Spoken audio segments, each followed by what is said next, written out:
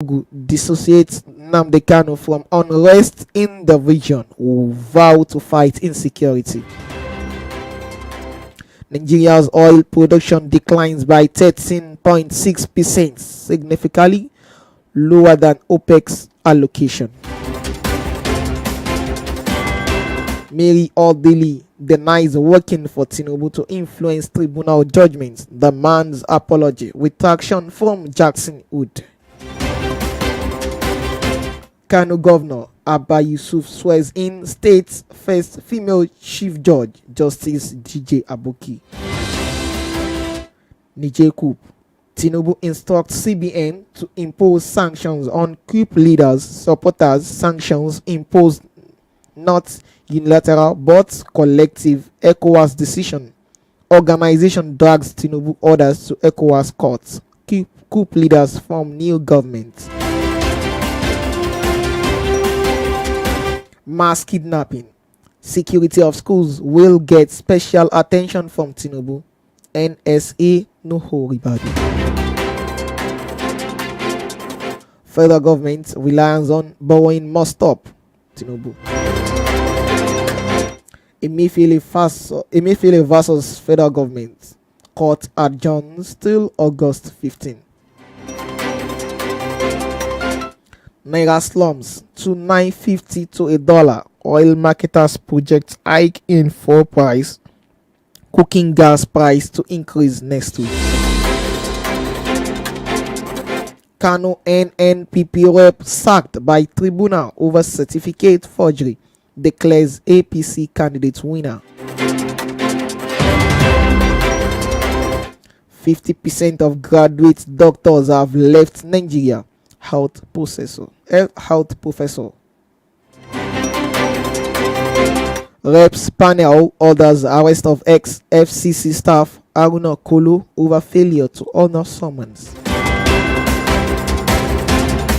The Nigerian army is not in any partnership with Asari Dokubo security outfits. Army spokesman.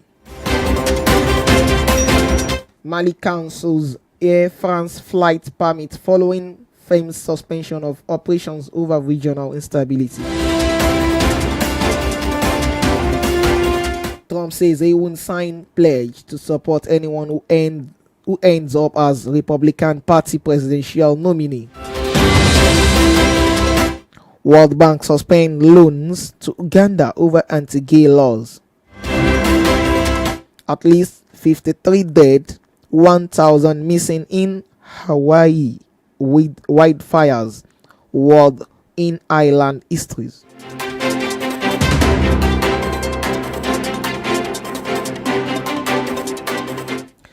You're welcome to the news review coming to you from Light Radio, your source for knowledge. As you're listening, you can as well watch us live on our social media handles on Facebook, Light Radio, on YouTube, Light Radio, on Twitter, The Light Radio, on Instagram, Light_radio. You can equally listen on Radio Garden, and you can as well download our via Play Store, Light Radio LR is the symbol.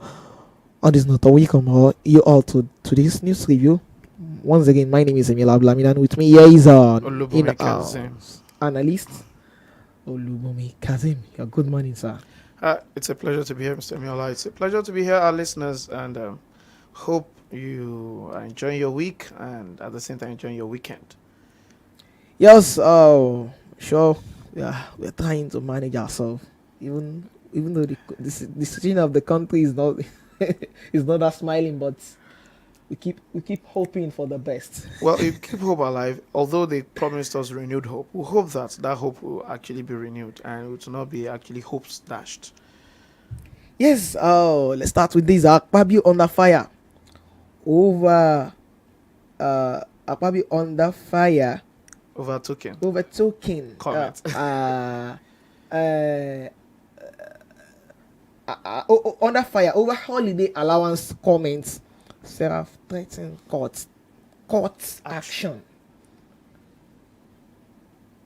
But to some people, a whole lot of things have been happening ever since the day he because immediately he said it, he withdrew the statement. But people, we all knew that. Yoruba will say, the knife, has cut the hand of the child. Throwing away the knife does not stop what has the happened. action, the deed has been done already. The deed has been done. So, but some people are now saying, no, it's normal now. Allowance that for every civil servant, they get allowance when they are going on leave or they are going on. And we are like, but the president has been telling us that we should tighten our belts. We should try to manage. So why can't Lawmakers, lawmakers legislators. tighten their belt as well? They keep enjoying and lavishing money. Well, first, we should give thanks to God that the sitting for that day was actually televised. If it was not televised, we would probably not have got to know about, that kind of payment. That's number one. Number two is also the fact that, because it was televised live, he forgot that probably the, live, coverage was still ongoing. So more like a slip of tongue or a careless statement on his part. And, Godswill Akpabio speaks a lot and sometimes it could be, reckless, in some of his speeches, talking, without paying attention to probably the sensitivity of his comments. You remember he's still actually facing backlash for this let the poor masses breathe comment. So now you now have this that and what exactly was the reality of the matter is we can't stop it. The money has actually dropped into their account. It was already it was an action that had already been taken. It was only providing information for them to know, let them go and confirm the receipt of the money that he has already instructed the clerk, and the clerk has informed him that he has already sent the clerk to make to drop money in their various accounts, and he just confirmed what has happened, that the clerk informed me that money has already dropped in your account for the holidays and things like that. For Mr. President, you're alive, you are still alive. And like, and I said, I withdraw that statement. The reality is, withdrawing that statement does that remove what he has done. And unfortunately, the comment he made thereafter actually made, the matters worse. It made a mess of the whole thing was trying to do in the first place by saying, I withdraw that statement. And what I'm trying to say is that, we have sent prayers into your account to keep you going for, prayers into your mailboxes to keep you going for the holidays. Like, what kind of... Does this man think Nigerians are actually daft? Does he think we are fools? So all that he has done is to actually rub, salt to an injury. Now, Nigerians are actually still complaining that our lives have actually become worse off with the removal of fuel subsidy. The inflation has worsened. The cost of living has increased. Standard of living has actually fallen. And at the end of the day, you still have our political elites who claim to be representing us, but actually very, very insensitive to our plight. So at the end of the day, you look at it and like, what exactly is going on? And for that reason, for some people have actually called for his resignation.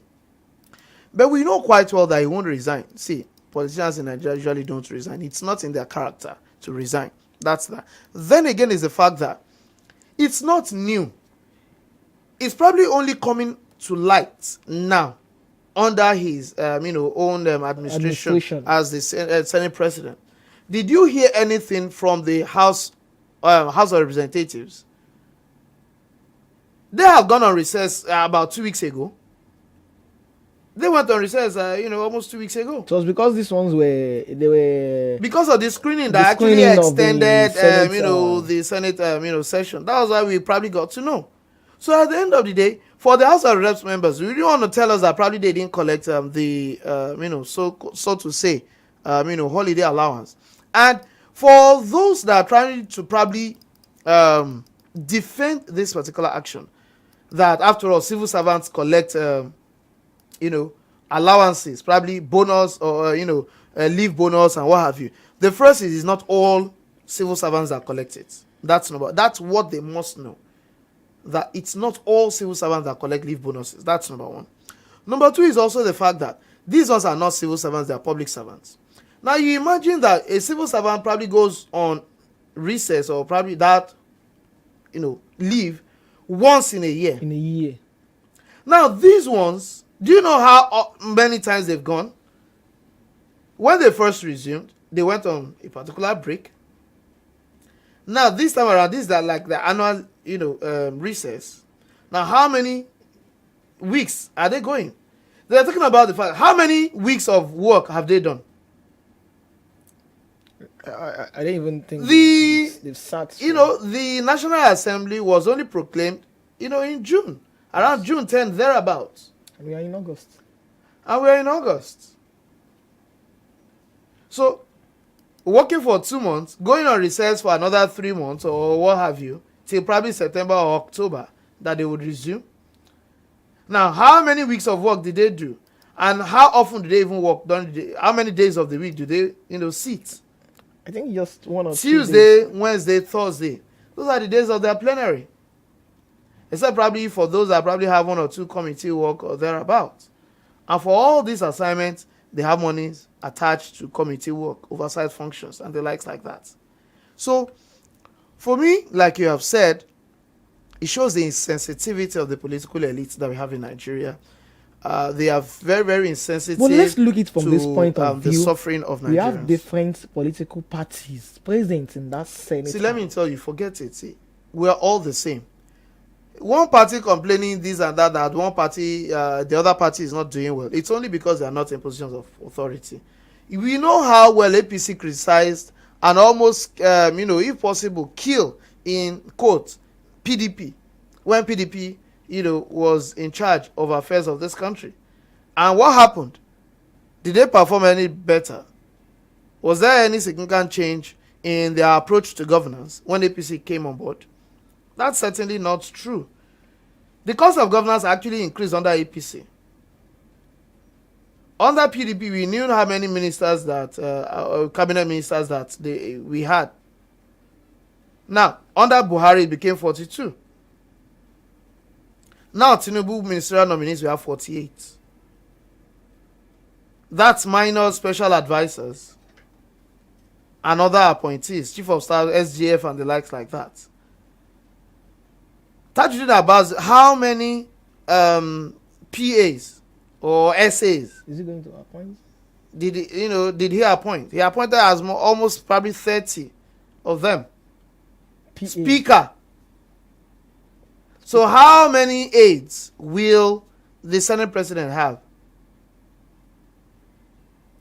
How many aides will all these ministers, chief of staff, all these appointees, how many aides will they have? And they are going Some to will claim that after all, they are providing employment for them. The reality is that is not the kind of employment that we want. You don't want special advisor doing nothing. Special advisor on newspaper. Special advisor on electronic media. On TV, on radio, on online media, on so many irrelevancies that see, we are majoring in the minor, and that's rather unfortunate. So, and I feel that for us as citizens, we have a lot of work to do. Sincerely, we need to put these people on their toes, and that's why we must not allow them rest. We must continue to bombard them when they fail to do the needful or when they do something wrong. We should not overlook some of these shortcomings. They must know, they must feel the heat the same way we are feeling the heat. We must also make them feel the heat, and that's our duty. See, as citizens, we should not just be lame duck and continue to lament in our cocoons, in our various homes, saying throwing up our hands in the air as helpless people. No, we must take action, and part of the action is for us to call them out when they do what is wrong, and probably give them commendation when they do what is right. So that's the responsibility. We gave them the job. Imagine, would you appoint someone and you not supervise what the person is doing? So they are employees. We employ them to represent our interests. So they are in Abuja claiming to represent our interests, whereas they're actually representing their own selfish interests. So, and that is why I always tell people that during the period of the election, you feel you just support them because they have brought some amount of money for you. Are you kidding? See, governance does not stop after election, and that's why our citizens, we also have a role to play in the way we are being governed. So we should be alert, be watchful of what is happening in government. We should pay attention to the details. But something still amazes me. We'll talk of PDP, we'll talk of APC. Those one they are well known. But the new upcoming party, whereby the Labour Party that they've been telling us that they are the party of the youth. You know, they are the party of the See, masses. I already said it. Maybe they are not part of. They were not part of the senators that received the. See, Senator Etikingibe came out to confess that this money is too much, but still she did not say don't give me. She's Labour Party representing Abuja, FCT. She did not reject it. All the Labour Party, senators or House of Representatives members did not reject all these largesse. The 110 billion from members of National Assembly. Did they reject? Did any one of them object to it? 70 billion in the supplementary budget, 40 billion for so to say car allowance. Did any one of them reject? No. That's number one. Number two is also the fact that you also look at it. You have not just Labour Party. You have the NNPP, you have the YPP, you have the SDP, you have APGA. Now, all these people, see, it's a case of everyone. See, we are all thieves. We're only waiting for who probably would snatch the reign of power as probably the president or whatsoever. It does not mean that one thief is better than the see all of them. It's a case of we are all thieves, so no one should pontificate that I'm a better thief or whatsoever. And that is why I look at those coming up with this holier than that attitude that no, we represent a new breed, a new this and masses. That. See, for you to know that is no difference. Politicians are the same in Nigeria. It's the same mentality. Look at what the members of the House of Assembly in Abia State did. The governor of Abia State is Labour Party. That's the only governorship, governor Labour Party has. Abia State. Alex Oti is actually a progressive right from his days in different parties that he has traveled before arriving at Labour Party in the last election. But then he is pro-masses one way or the other. He's trying to manage. Now, he, as the governor, said he would use a locally made car. Car manufactured car, this popular one from the east. So probably don't give them free adverts. Now, the same thing he is using. He now said that is the kind of car the vehicle he would buy for members of the House of Assembly. Do you know that they all kicked against it and they said they want a particular manufacturer, a foreign one, Toyota to be precise, so that people don't understand what we're saying. They said we don't want Innocent, but rather it is Toyota that we want. We don't want Innocent Jeep. It is Toyota Jeep that they must buy. And the one that the governor said, they said they won't accept it. They rejected it. Majority, that is a state being governed by Labour Party, a state where you have half of members of the house. The speaker of that house is actually Labour Party. It's from the Labour Party. So see, it's a case of the fact that it is us against them. It is not about one party. Our problem is not APC, and I must say this: the problem of Nigeria is not APC. It's not PDP. It's not PDP. It's not Labour Party. It's actually the masses against the political elites, the ruling class, the haves and the have-nots, the bourgeoisies and the proletariat. It's us versus them. So if you continue to think that these ones we can defend them, this one we can castigate them, you're only deceiving yourself. It is us versus them. There is no saint anywhere, regardless of the party.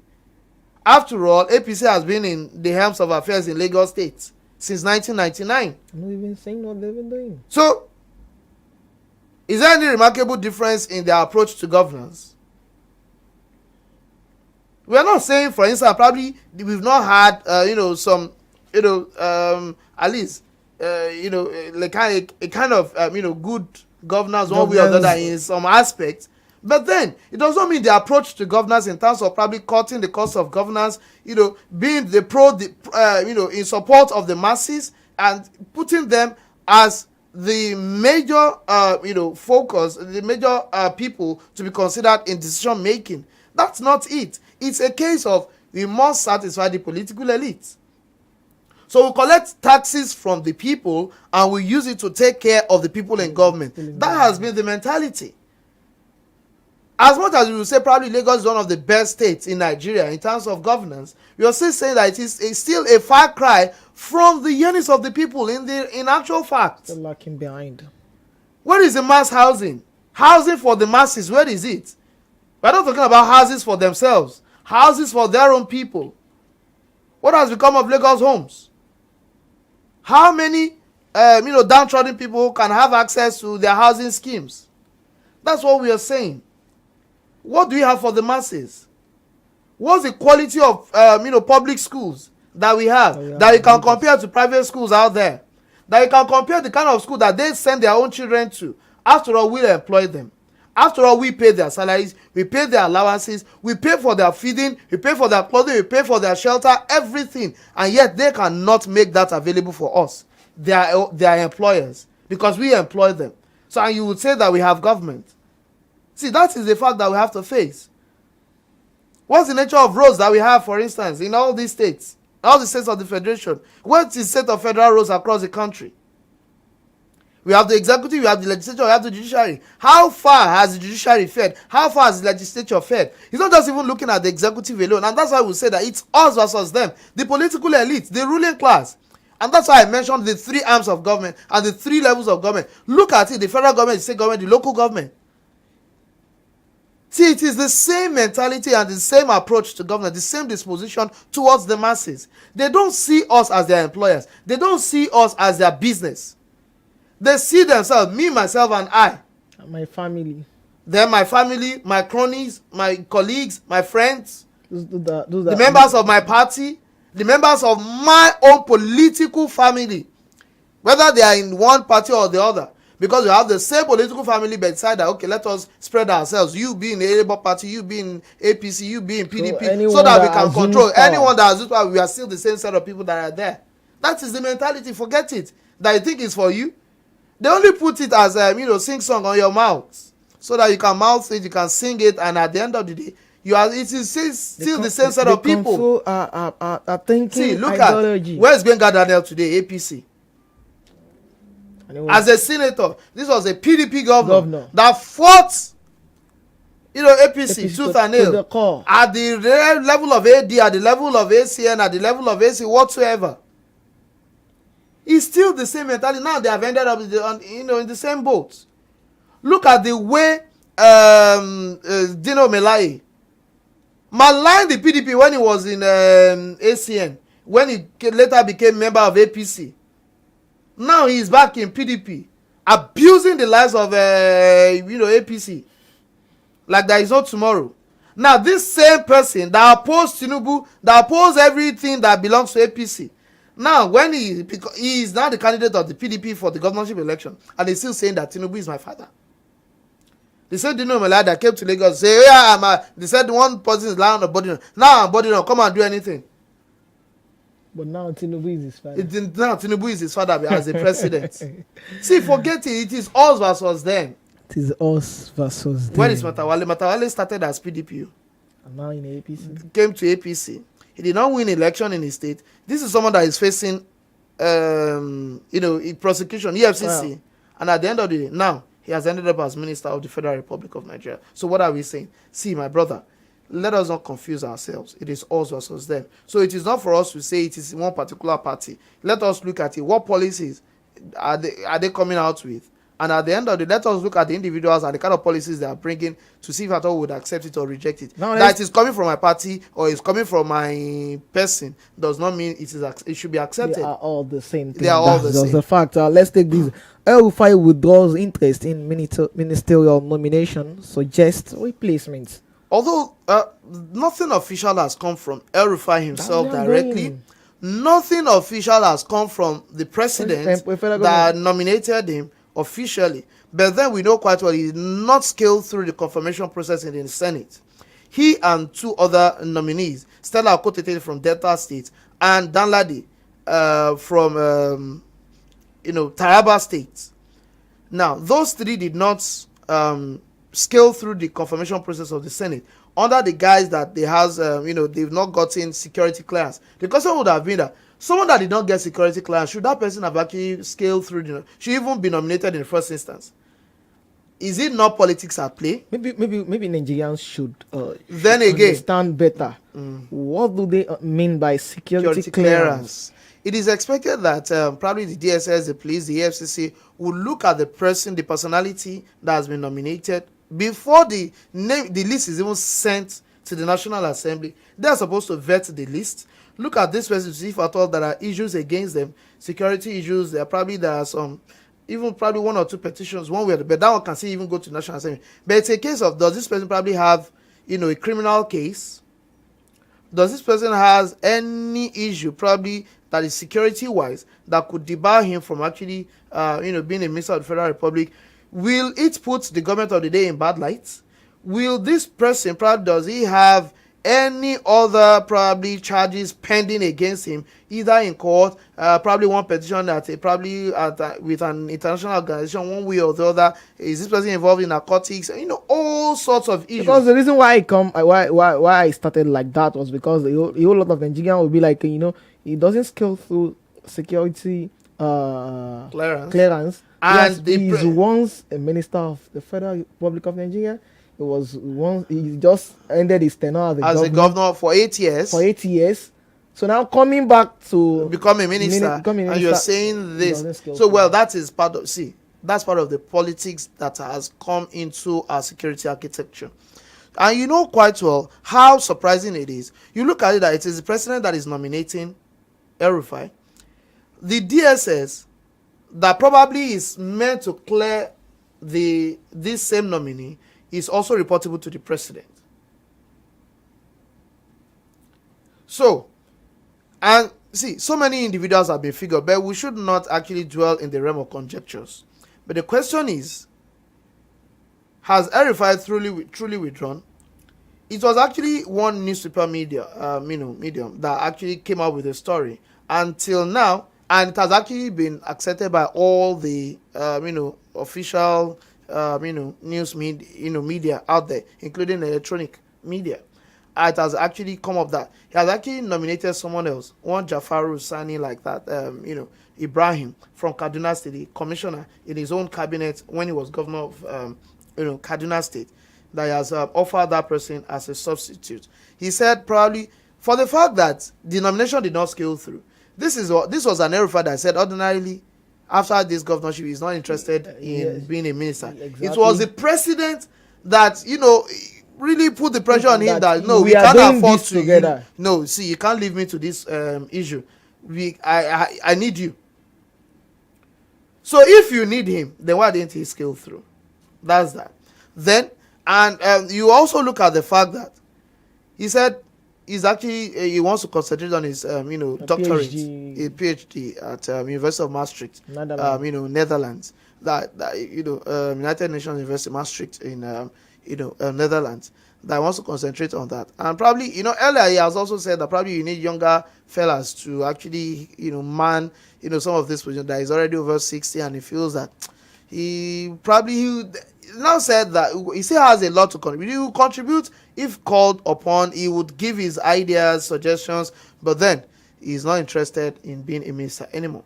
And I think one way or the other, that's one of the politicians that we have in Nigeria that I know that he says it the way it is very blunt. Sometimes it could be reckless, but then to a large extent, when it comes to being forthright, El-Rufai is still one of those that I still respect. I can't vouch for any politician. That's for me. I can't vouch for any politician. A politician will always be a politician. But then, in terms of probably even when it comes to governance, when it comes to administrative prowess, I feel that a person like that could probably still have a lot to offer. I know quite well. With the work that he did in BPE, with the work that he did as FCT minister, I know quite well such a person that is a go-getter. And for any portfolio that is given, I know he will surely deliver. But then, the choice is that of the president and the person concerned to say whether or not he wishes to probably still maintain that nomination to see if at all. And the Senate has already gone on recess. Will the Senate now be forced to reconvene, just probably clear him? That, I don't think so.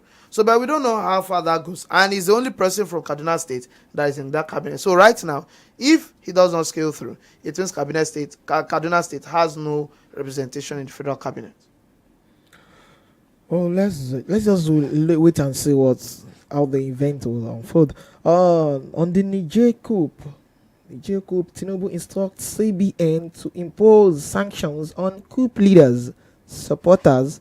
Sanctions imposed not on unilateral but collective ECOWAS decision. Organization drags Tinubu orders to ECOWAS court. coup leaders from new government. There are different riders to the issue of the coup. And we know quite well that, you know, Nigeria is playing, trying to implement the resolutions of ECOWAS. And in implementing that, one of it is to actually sanction the coup leaders and their business interests in wherever they are in West Africa. So part of it is now that the president now instructed the CBN to impose additional sanctions. Now this is CBN, this is Nigeria. So anybody that has anything to do with the coup leaders probably accepts to serve with them or is a member of the coup, the military junta, that whatsoever thing, if I thought they have any business interest probably that has to do with Nigeria, they have any finance, any money probably in any Nigerian bank and whatsoever, that should be free, that should be frozen. So that is that. Apart from that is that and this sanction, let me clear this. See, a lot of Nigerians are actually mixing these things up. It's not, they feel like it's just President Tinubu that is just trying to go and attack Nigeria. That was what so we need to really clarify that this is an ECOWAS thing. Imagine having a membership of 16 and already probably 4 or 5 of them are already gone, going military. Is that not a threat to stability of democracy in all these other places? Then mind you, a lot of us are saying that, hey, what is there? Although personally I have my own issues with democracy, but then the problem is we are not practicing democracy the way we ought to practice it. But at the same time, see, the freedom that we have, this one that I'm saying, these words that I'm speaking to you, that you can hear me, that we are operating in this studio and they are able to reach out to a lot of people to give comments on happenings, is only possible because of democracy. Imagine it would probably be a military, you say anything, then you are gone. You are gone. See, if you understand what Nigeria went through under, dictatorship, especially the last one before we got this democracy, between 1994 and 1999, you would understand the value of, freedom, the value of liberty, that you can freely move, that you can address your politicians, that we are able to criticize the, activities of the National Assembly where they go wrong. They're able to criticize any government in power, be it at the state or at the federal level or at the local government level. It won't happen. What we just have, we only have sole administrators at the level of the states. We have, military administrators across the states. Now imagine, do you think I can say this under a military dictatorship? I can't say. That you have probably a particular issue, government decides to increase the price of fuel. Do you think you can protest under, the military? It won't happen. So let us value this freedom, and it is the same thing that we're trying to say, that Nigerians, see, some of the people will say, after all, the people in Niger, they are supporting the coup leaders. That's not true. That you see some people protesting or rallying in support of dictatorship does not mean that is the majority, opinion of the people of Niger. See, you have to look at it. See, under Abacha, people went to Abuja to rally in support of Abacha. And that was the military government. That was the military government. See, you have politicians serving in the administration of Abacha. That does not mean it has, a majority support of the people. But they would always portray these things. See, they are also playing politics with it. Now, when ECOWAS now came up with, the ECOWAS heads of government, they met on Thursday in Nigeria here at Abuja. And at the end of the day, they decided that to activate a military, force to be on standby. Now, upon hearing that, what did the coup leaders in Niger do? They decided that if they decide to use force, that they will kill Bazoum. What does that imply? It means they've only been holding on to Bazoum as, a tool to keep themselves in power. So that at the end of the day, if you say you want to come, you want to boot us out, we'll kill this guy. So it's not as if they really have anything against Bazoum in the first instance. And it's not as if it is the interest of Nigerians that they are really trying to protect. It's just because they also wanted power. And for the fact that it has been successful in Mali, in Guinea, in Burkina Faso, then why not in our own place here? And if you look at these 4 countries that I mentioned, these are Francophone countries. Although France needs to watch it. Why is this happening? France needs to do an introspection. And because France has actually been exploiting these countries all this while, and because that has affected the standard of living in these countries, the coup leaders could use that as an excuse to overthrow democratically elected administration. Now you ask yourself, ever since the coup has been successful in Mali and Burkina Faso, has that brought security to these countries? They have not fared any better, because even though that was they are being ruled by the military. They use even that as an excuse, but then they've not felt any better. So let us look at it critically. So it's not a Tinubu thing. It's not Nigeria versus Niger. And you look at it, even the president of Cote d'Ivoire, Ivory Coast, Alassane Ouattara, came out to say that it is not Niger versus Nigeria. It is Niger versus ECOWAS. This is an ECOWAS decision. And the interest is, the idea is, we don't want the military to be at the helms of affairs. Let them return to the barracks. That's where they belong. They belong to the barracks, not on the street, not in government. So, for that reason, let us understand why the government really needs to take action. And for some people, they feel like, we have our problems here in Nigeria. Yes, we do. But that does not mean that we should fold our hands. We should fold our hands. See, instability in Niger is actually going to affect Nigeria. It's going to cause us more harm than good. That's something we have to realize. The fact that under Bazoum, we're still having this cooperation with them in the fight against terrorists. Remember that we are operating the multinational joint task force with them when Bazoum was a power, and even the Bazoum's predecessor, Mamadou Yusufu. Now, what do you think would happen with military in charge when at the end of the idea is just for them to probably also take charge of the resources of the people, and the people would have no choice. They cannot confront the military. Now, at the end of the day, what do you think would happen? There will be proliferation of arms because it's military administration. And that does not guarantee that there will be safety for us all. And what do you think would happen to all these things? I am not saying dialogue should not probably be explored. I'm not saying compulsory we have to use, we have to probably use military intervention. But then sometimes the idea that we have to use force for them to, stay out of power can actually work. It worked in Sierra Leone. Then at the same time, remember that when we have people that are so power drunk, at the helms of affairs, sometimes force could actually force them to relinquish power. Force was what made Yahya Jammeh to relinquish power. ECOWAS force. ECOWAS force forced, and with the support of the people, including France too, forced Laurent Gbagbo out of power, that brought in Alassane Ouattara. Ivory Coast.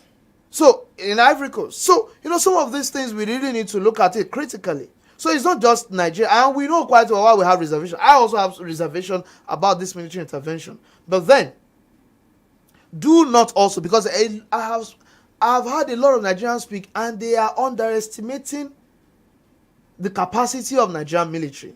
Simply because they say, Boko Haram is there. We have not been able to find solution to it. IPOP is there. We have not been able to address that. Bandits are there operating. We did not find solution. Fulani herdsmen are killing people in the northwest. The military that could not solve that, is that the one saying he wants to go and fight Niger? He just wants to go and kill our people. See, the reality is this. You cannot compare internal, conflicts because with external warfare. Military are meant to protect. See, they are only trying to protect these people. That they didn't act does not mean they don't have the capacity to act. You must understand that. And do you think the military will not start using bombs, heavy weapons against the citizens of Nigeria? Operation Python Dance, look at the outcry that, greeted that action in the southeast. Oh, they started killing our youth, this and that. When Nnamdi Kanu started, and Operation Python Dance was launched, did he not run away? Even Tom Polo, as powerful as he thinks he is, under Jonathan, when soldiers were killed in Baramatu Kingdom, in Delta State, and the military swooped on him, he ran away. Even when Buhari came on board, what did he do at first when he was declared wanted? He ran away. See, forget it. Don't underestimate the capacity of Nigerian military. Forget it. That they are not acting.